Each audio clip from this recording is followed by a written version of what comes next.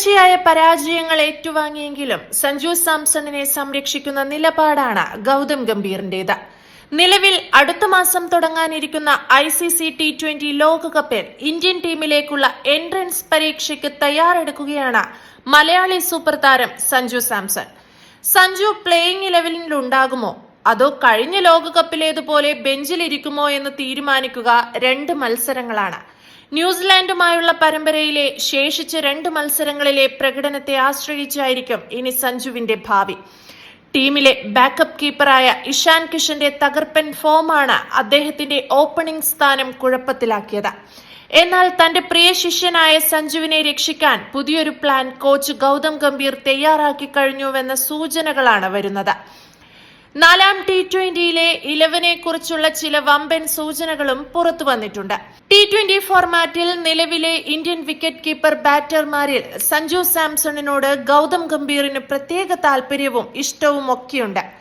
ദേശീയ ടീമിന്റെ കോച്ചായി വരുന്നതിനു മുൻപ് സഞ്ജുവിനെതിരെയുള്ള അവഗണനകൾക്കെതിരെ അദ്ദേഹം നിരന്തരം ശബ്ദമുയർത്തുകയും ചെയ്തിട്ടുണ്ട്.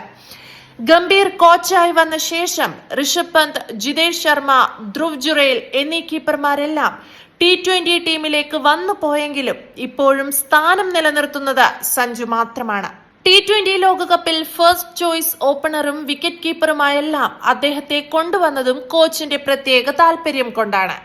പക്ഷേ ഇപ്പോൾ സഞ്ജുവിന്റെ മോശം ഫോമും ഇഷാൻ കിഷന്റെ തകർപ്പൻ ഇന്നിംഗ്സുകളുമെല്ലാം ഗംഭീറിന്റെ കണക്കുകൂട്ടൽ തെറ്റിച്ചിരിക്കുകയാണ്.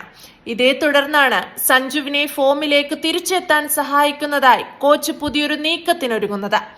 ഉജ്ജ്വല ഫോമിലുള്ള ഇഷാനെ ബെഞ്ചിലിരുത്തിയുള്ള ടീം കോമ്പിനേഷനാവും ഗംഭീർ 4ാം T20-യിൽ പരീക്ഷിച്ചേക്കുകയെന്നാണ് വിവരം. കഴിഞ്ഞ ദിവസം വൈകിട്ട് വിശാഖപട്ടണം സ്റ്റേഡിയത്തിൽ ഇന്ത്യൻ ടീം പരിശീലനം നടത്തിയിരുന്നു.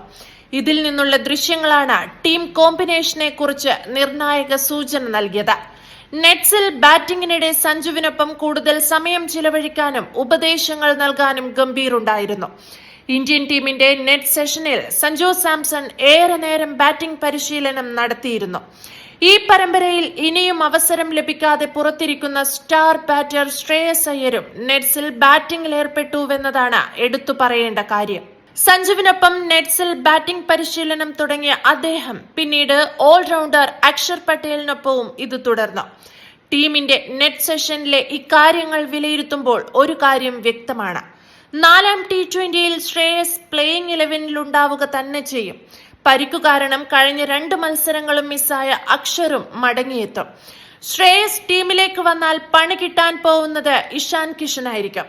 3ാം നമ്പറിൽ അദ്ദേഹത്തിന് പകരം ബാറ്റ് ചെയ്തേക്കുക ശ്രേയസ് ആയിരിക്കും. അല്ലെങ്കിൽ ക്യാപ്റ്റൻ സൂര്യകുമാർ യാദവ് മുന്നിലേക്ക് വന്ന ശേഷം 4ാം നമ്പർ ശ്രേയസിനും നൽകിയേക്കും. ഇഷാൻ ബെഞ്ചിലിരിക്കുകയും സഞ്ജു ബാറ്റിംഗിൽ ഫോം ആവുകയും ചെയ്താൽ കാര്യങ്ങൾ സഞ്ജുവിന് അനുകൂലമായി മാറും. ഗംഭീർ ആഗ്രഹിക്കുന്നതും ഇതുതന്നെയാകും.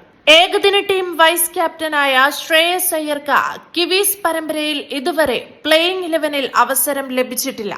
2023 ഡിസംബറിന് ശേഷം അയ്യർ ഇന്ത്യക്കായി T20 മത്സരങ്ങൾ കളിച്ചിട്ടില്ല. 4ാം മത്സരത്തിൽ ശ്രേയസിന് അവസരം നൽകിയേക്കുമെന്നാണ് വിവരം. ഫോം തെളിയിച്ച ഓപ്പണർ അഭിഷേക് ശർമ്മയ്ക്ക് വിശ്രമം അനുവദിച്ചാലാകും ശ്രേയസ് പ്ലേയിങ് 11-ൽ എത്തുക. പരമ്പരയിൽ ഇതുവരെ ഫോമിലാകാത്ത മലയാളി താരം സഞ്ജു സാംസണിന് വീണ്ടും അവസരം നൽകിയേക്കും.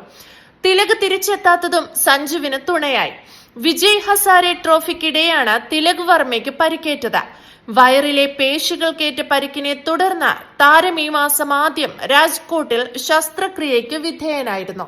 നിലവിൽ ബംഗളൂരുവിലെ BCCI സെന്റർ ഫോർ എക്സലൻസ് പരിശീലനത്തിലാണ്. പൂർണ്ണ മാച്ച് ഫിറ്റ്നസ് വീണ്ടെടുക്കാൻ കൂടുതൽ സമയം ആവശ്യമായതിനാലാണ് ന്യൂസിലാൻഡിനെതിരായ T20 പരമ്പരയിൽ നിന്ന് താരത്തെ ഒഴിവാക്കിയത്. T20 ലോകകപ്പിന് മുന്നോടിയായി ഫെബ്രുവരി 3-ന് മുംബൈയിൽ നടക്കുന്ന സന്നാഹ മത്സരത്തിനായി തിലക് ടീമിനൊപ്പം ചേരുമെന്ന് BCCI അറിയിച്ചു. എന്നാൽ വിശാഖപട്ടണത്തും തിരുവനന്തപുരത്തും നടക്കുന്ന അവസാന T20-കളിൽ ശ്രേയസ് ടീമിനൊപ്പമുണ്ടാകും.